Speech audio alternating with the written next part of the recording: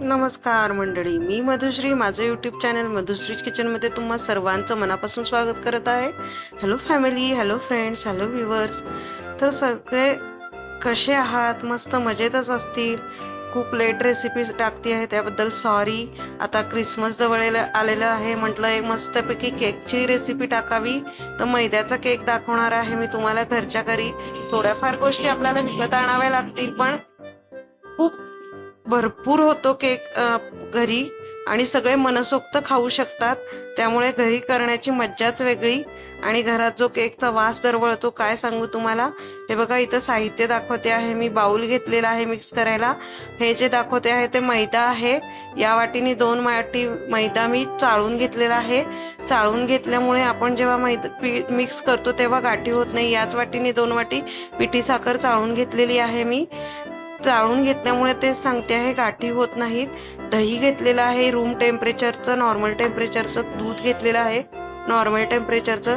Cake बनवताना दही दूध नेहमी नॉर्मल टेम्परेचरचं घ्यायचं, फ्रीज कोल्ड घ्यायचं नाही. इथे बेकिंग सोडा पावडर घेतलेले आहे, सॉरी बेकिंग पावडर.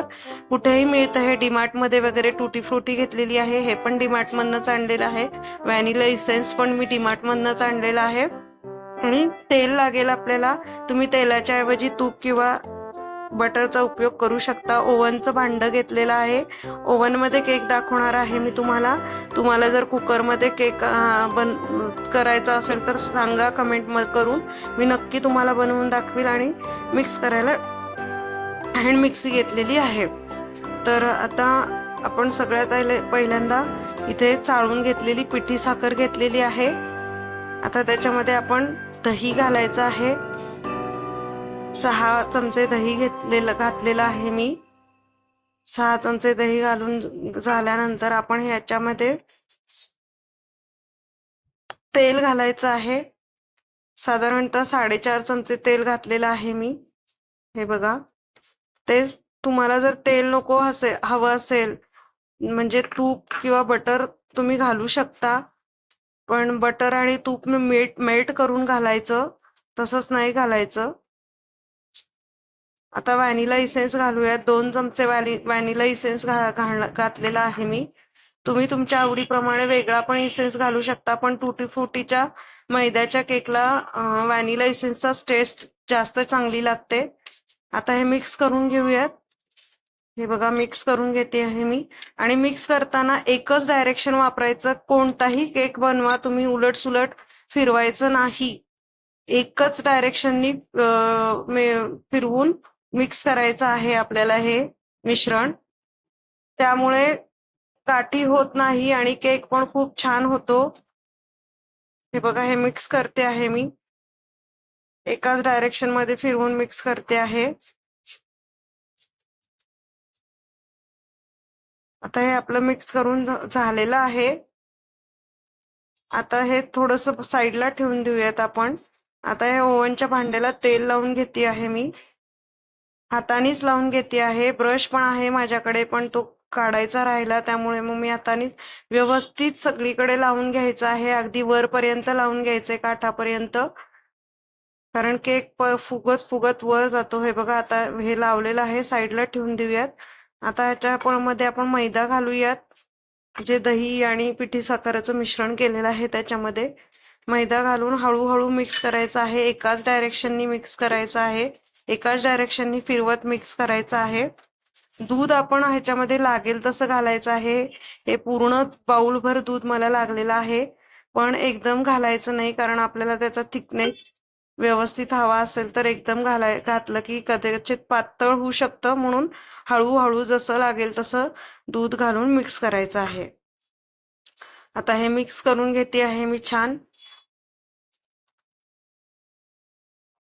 आता हे आपलं मिक्स करून झालेलं आहे. हे घट्ट आहे अजून, याच्यामध्ये अजून दूध घालावंच लागणार आहे मला. हे बघा, आता परत हे मिक्स करून घेते आहे मी. परत सगळं व्यवस्थित मिक्स करून घेतलेलं आहे. आता हे अजूनही घट्टच आहे, त्यामुळे ह्याच्यामध्ये मी सगळंच दूध घालते आहे. पूर्ण बाउलभर दूध आपल्याला इथे लागलेलं आहे. आता हे सगळं व्यवस्थित छान मिक्स करून घेते मी. एकदम एकजीव करून घ्यायचं आहे. एकाच डायरेक्शननी फिरवत फिरवत मिक्स करून घ्यायचं आहे. हे आपलं व्यवस्थित मिक्स करून झालेलं आहे. हे बघा, अशा पद्धतीचा आपल्याला थिकनेस हवा आहे, सरसरीत एकदम पटकन असं त्या हँड मिक्सी मधनं सुटलं पाहिजे. तर टुटी फ्रुटी घालूयात. टुटी फ्रुटी तुम्हाला आवडत नसेल तर तुम्ही स्किपही करू शकता. प्लेन केक खूप छान लागतो सेम पद्धतीचा, फक्त टुटी फ्रुटी स्किप करायची. माझ्या मिस्टरांना टुटी फ्रुटीचा केक प्रचंड आवडतो, त्यामुळे मी भरपूर घातलेला आहे टुटी फ्रुटी आणि खूप छान लागतो. अशी दातात टुटी फ्रुटी आली की खूप मस्त लागते. आता याच्यामध्ये आपण 2 चमचे बेकिंग पावडर घालून घेऊयात. आता इथे मात्र ह्या प्रोसेसला आपल्याला घाई करायची आहे.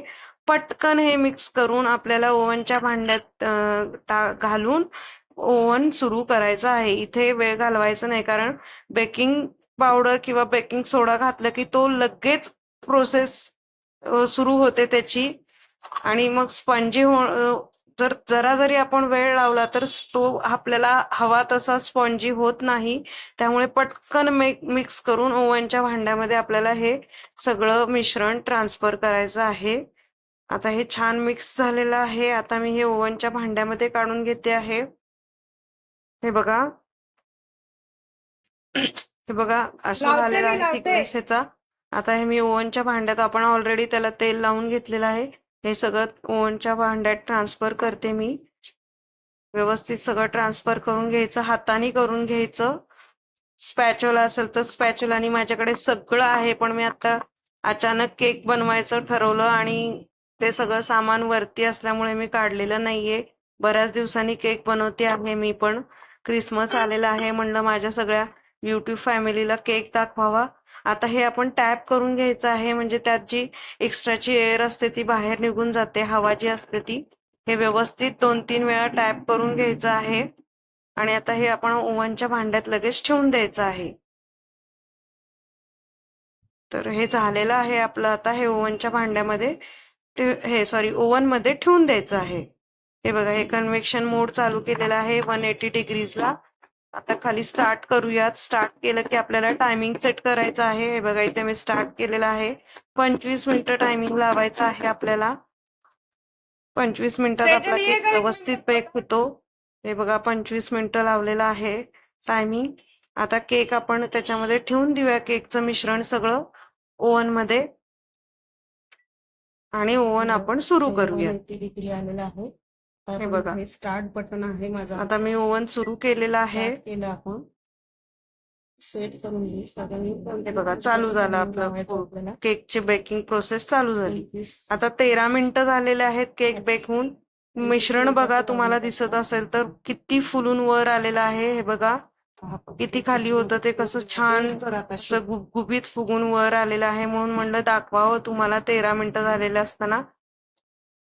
आता आपला केक होत आलेला आहे. शेवटचे 22 सेकंद राहिलेले. हे बघा, केकला रंग किती छान आलेला आहे, गोल्डन केक झालेला आहे आपला. आता आपण हा काढून घेऊयात.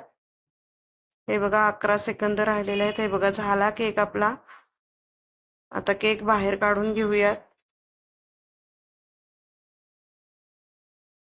हे बघा, आता चेक करूया झालाय की नाही. तो रंग किती छान आलेला आहे बघा.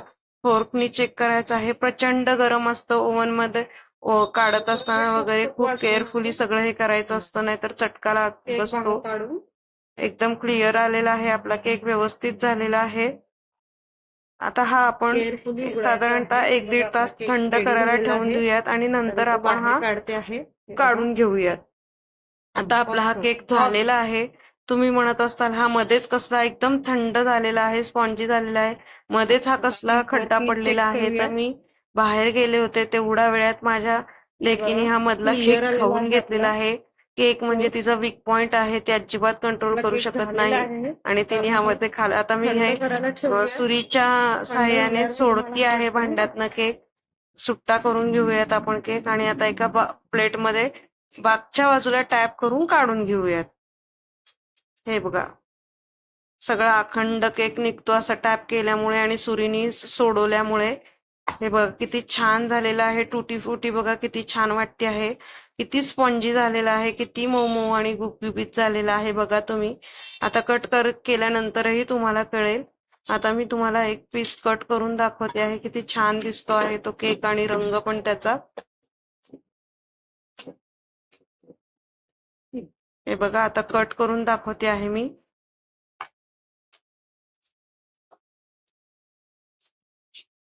सुरी घातल्यावरच कळतंय तो किती मऊ आणि स्पॉन्जी झालेला आहे ते, सुरीनी कट करत असतानाच.